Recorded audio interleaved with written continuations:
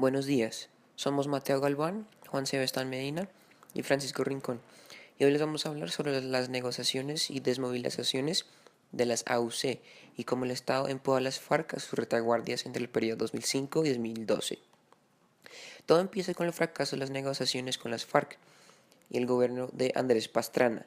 Esto ocasiona el triunfo electoral de Álvaro Uribe en 2002. La política de Uribe fue defensa y seguridad democrática. Esto consistía en recuperar militarmente el territorio y acabar con las guerrillas. Con esta política, Uribe fue elegido en el 2002 y en este gobierno hubo desmovilizaciones de las paramilitares. Estos se dan por polémicas negociaciones cuyos resultados han sido inciertos en el territorio nacional. En este punto, se le considera a la guerrilla como un grupo narcoterrorista y debido a esto, el Estado los ataca militarmente y políticamente. Esto conlleva a una reducción drástica de la guerrilla colombiana, pero eso tiene un costo muy alto, los altos impuestos y los falsos positivos. La estrategia de seguridad puesta por Uribe era hostigamiento y persecución judicial contra organizaciones políticas y sociales opuestas a su gobierno, por lo cual se desató el escándalo de las intercepciones telefónicas o llamadas cruzadas y los seguimientos del DAS contra sus opositores. A pesar de que Uribe atacó fuertemente a las FARC, no las eliminó y estos se reacomodaron militarmente entre 2011 y 2012. Uribe negoció con los paramilitares en Santa Fe de Relito y hubo una disminución de la violencia. Ahora, la política de defensa y seguridad democrática. Uribe convence al pueblo de que este plan era fundamental para combatir a la guerrilla y nos convenció de que las FARC eran nuestro único enemigo. Uribe además utilizó la fuerza pública y esto se incrementó y nos dijo que nuestros problemas políticos, sociales y económicos eran culpa de las FARC. También se hizo labores de inteligencia, es decir, desmovilizaciones masivas y capturas durante el gobierno de Uribe. Se usó toda la info de los capturados y así pudieron recapturar territorios importantes. Muchos políticos de las FARC quedan muertos gracias a esta info y las FARC se debilitan. Debido a la gran ofensiva del Estado, este hace que las FARC se despliegue a las fronteras con otros países. Entre estos están Ecuador y Venezuela. Gracias a esto había más seguridad en las vías y menos violencia armada. Pero había desplazamientos en grandes cantidades, falsos positivos, capturas y secuestrados. En conclusión, no se ganó la guerra y hubo polarización de la sociedad colombiana. Repliegue, debilitamiento y reacomodo de las FARC. Debido al rompimiento del proceso de paz, en febrero del 2002, las FARC empezaron a hacer ataques contra la población civil. Ellos buscaban generar un clima de asedio sobre los centros urbanos más importantes del país. Así muestran al público que todo el conflicto será costoso e impensable de ganar. Aunque el ejército y la policía logró recuperar el control de zonas de la expansión de las guerrillas, las FARC mostraron su capacidad de reacomodamiento y reactivación militar en regiones donde los resultados del despliegue de tropas del ejército no fueron exitosas y en el fortalecimiento de nuevas retaguardias en las fronteras colombianas. En medio de la ofensiva militar del Estado, las FARC trataron de hacer un canje humanitario. Es decir, el Estado y las FARC estarían intercambiando secuestrados, militares y policías por presos guerrilleros. Un ejemplo de esto fue cuando las FARC secuestró a la ex candidata presidencial Ingrid Betancourt y Uribe fue obligado a liberar al canciller de las FARC, Rodrigo Granda. Esto duró toda la década del 2000 y en ese periodo las FARC empezaron a masacrar, a matar y a secuestrar gente importante para el gobierno.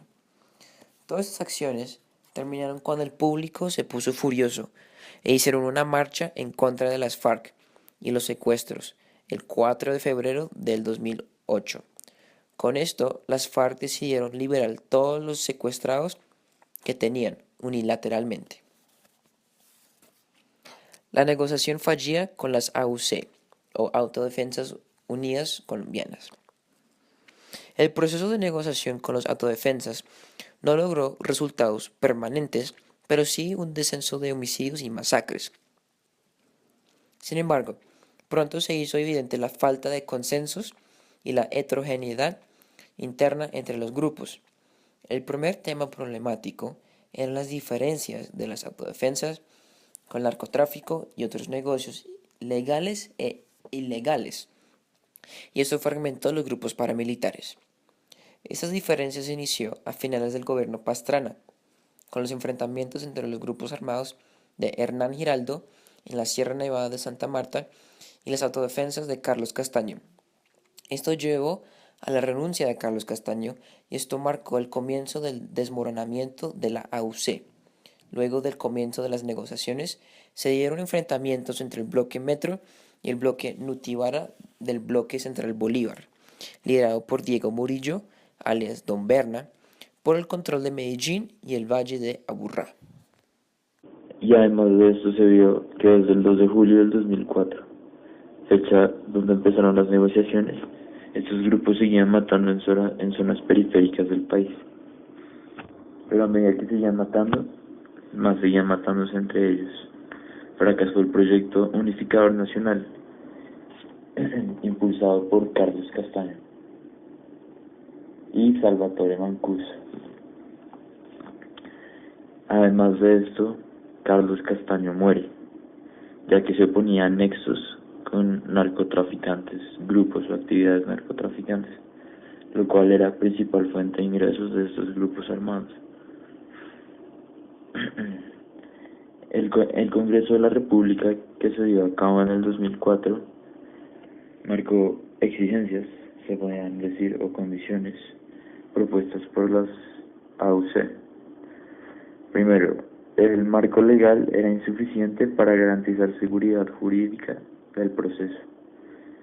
Segundo, no aceptaban devolver los bienes creados a base de crímenes. Y tercero, se oponían rotundamente a la extradición. Ante estas demandas, la extradición no se dio a cabo solo para jefes que estaban ligados a las actividades narcotraficantes, lo cual tuvo un más fácil despacho hacia Estados Unidos, pero de resto fueron agrupados en cárceles desde donde se decía que seguían controlando todas sus actividades.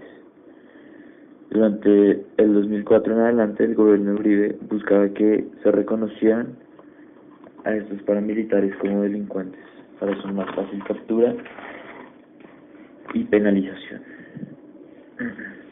Ante el proceso que según estos grupos armados fue fallido, las protestas del vocero Iván Duque